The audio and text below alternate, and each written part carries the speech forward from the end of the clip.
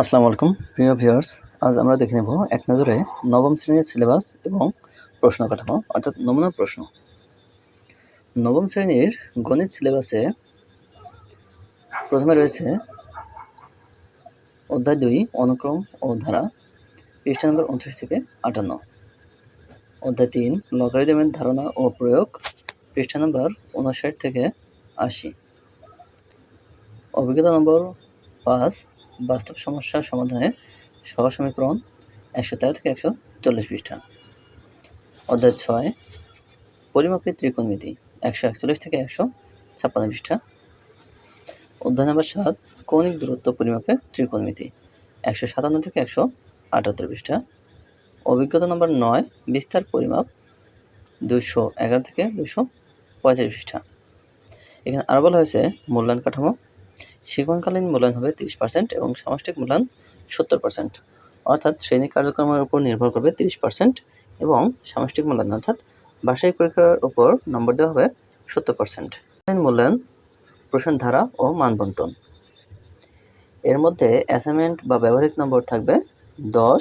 নমুনা প্রশ্ন, প্রত্যেক শিক্ষার্থী বাড়িতে টবে একটি করে চারাগাছ রোপণ করবে।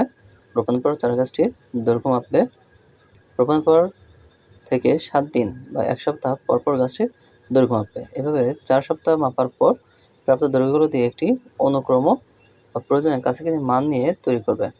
গাছটি 12 সপ্তাহ পরে কতটুকু বড় হবে তা অনুক্রমের সূত্র ব্যবহার করে নির্ণয় করবে। এরপর অনুসন্ধানমূলক কাজ। এখানে নমুনা প্রশ্ন, প্রত্যেক আলাদাভাবে তোমার শ্রেণীর যে কোনো 10 জন শিক্ষার্থীর উচ্চতা বা সেন্টিমিটার মেপে গড় ব্যবধান নির্ণয় করো। এর মার্কও 10 থাকবে। শ্রেণীর কাজ, নবম শ্রেণীর গণিত পাঠ্য বইয়ের 148 নং পৃষ্ঠার একক কাজটি শ্রেণীর কাজ হিসেবে ব্যবহার করা যায়। এর মার্কও 10, অর্থাৎ মোট 30 মার্ক। সামষ্টিক মূল্যায়নের উপর নির্ভর করবে 70 মার্ক। তার মধ্যে নৈর্ব্যক্তিক প্রশ্ন অর্থাৎ বহু নির্বাচনের প্রশ্ন, এক কথায় উত্তর 15টি, বহু নির্বাচনের প্রশ্ন 15 এবং এক কথায় উত্তর থাকবে 10টি। উত্তর দিতে হবে 15টি এবং 10টির মোট মার্ক হবে 1 গুণ 15, অর্থাৎ 15টিতে 15, 10টিতে 10, টোটাল 25। এবার সংক্ষিপ্ত উত্তর প্রশ্ন 13টি থাকবে। 13টির উত্তর দিতে হবে। 13 দুগুণে 26 মার্ক থাকবে। রচনামূলক প্রশ্ন, দৃষ্টিপট নির্ভর, এর মধ্যে মোট প্রশ্ন থাকবে 10টি, উত্তর দিতে হবে 7টি।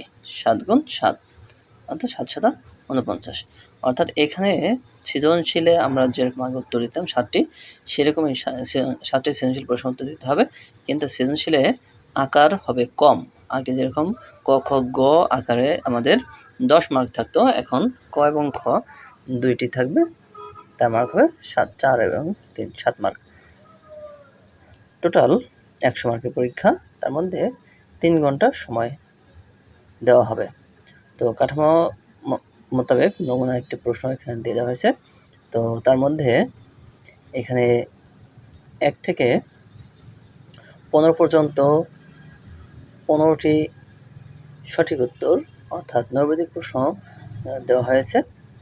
তো নৈর্ব্যক্তিক প্রশ্নগুলো তোমরা দেখে নেবে এবং পরবর্তীতে নৈর্ব্যক্তিক প্রশ্নের পরে উত্তরগুলো দিয়ে দেওয়া হয়েছে, তোমরা তা থেকে মিলিয়ে নেবে। ভিডিওটি বড় হয়ে যাবে, তাই এগুলো আমি একটি আলাদা আলাদা করে বলছি না, তোমরা একটু দেখে এখান থেকে মিলিয়ে নেবে এবং তোমার প্রস্তুতি যাচাই করে নেবে। এরপর এক কথা প্রকাশ রয়েছে 16 থেকে 25 পর্যন্ত 10টি, আর খ বিভাগে এখানে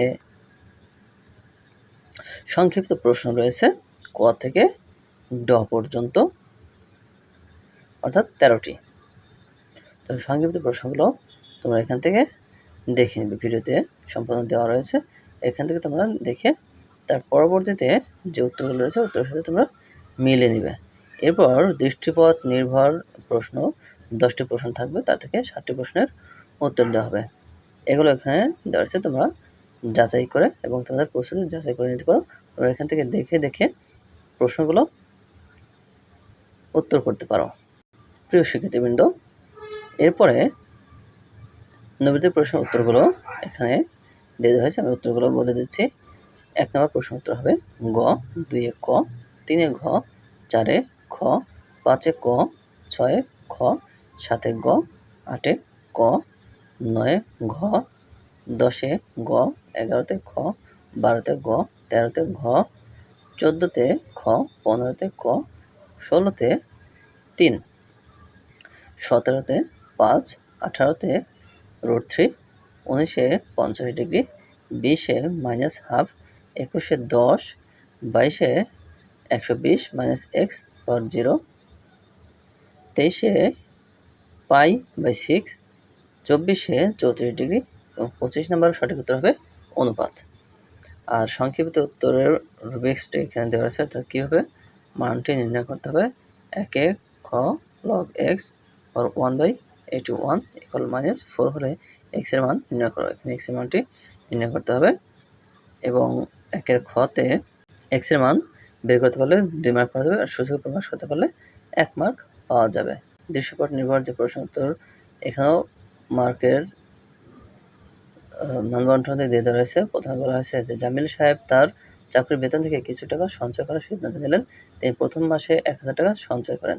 তিনি পরবর্তী প্রত্যেক মাসে পূর্ববর্তী মাসের তুলনায় 100 টাকা বেশি সঞ্চয় করেন। কত বলা হয়েছে 18তম মাসে জামিল সাহেবের সঞ্চয় পরিমাণ নির্ণয় করো। এর মার্ক হবে 3। খতে জামিল সাহেব কত বছরে 1,60,800 টাকা সঞ্চয় করতে পারবেন তার নির্ণয় করো। এর মার্ক হবে 4। তো এখানে বলা হয়েছে 2-এর কতে 3 নম্বর সঞ্চয় পরিমাণ নির্ণয় করতে পারলে 3 নম্বর পাওয়া যাবে। যদি ধারায় প্রকাশ করে n-তম পদের সূত্র লিখতে পারে তাহলে 2 মার্ক পাওয়া যাবে। ধারায় প্রকাশ করতে পারলে 1 মার্ক পাওয়া যাবে। আর 2-এর খতে 4 মার্ক বরাদ্দ থাকবে। সময় নির্ণয় করতে পারলে 4 মার্ক পাবে। সরলীকরণ করতে পারলে 3 মার্ক পাবে। সূত্রে প্রয়োজনীয় মান বসাতে পারলে 2 মার্ক পাবে। সমষ্টির সূত্র লিখতে পারলে 1 মার্ক পাবে।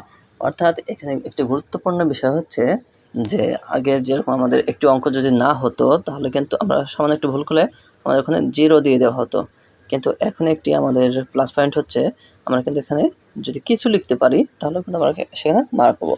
একবারে কিছুই যদি না লিখতে পারি তখন সেখানে আমরা 0 পাবো, কিন্তু যদি আমরা মোটামুটি যতটুকুর উত্তর করব ততটুকু কিন্তু আমরা মার্ক পাবো।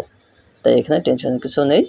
তোমাদের সবার জন্য শুভকামনা। আর তোমরা অবশ্যই ভালো কিছু করবে, তোমাদের সুবিধার জন্যই সিলেবাসটি সংক্ষিপ্ত করা হয়েছে।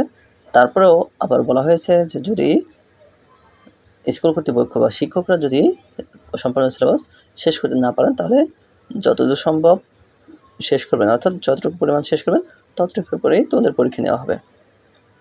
তাই চিন্তার কিছু নেই, মনোযোগ সহকারে লেখাপড়া করো। আর একটি বিষয় হচ্ছে যে লেখাপড়া ছাড়া কিন্তু এই প্রশ্নগুলোর উত্তর করা যাবে না, তাই লেখাপড়ায় মনোনিবেশ করতে হবে। সবার জন্য শুভকামনা। আল্লাহ হাফেজ।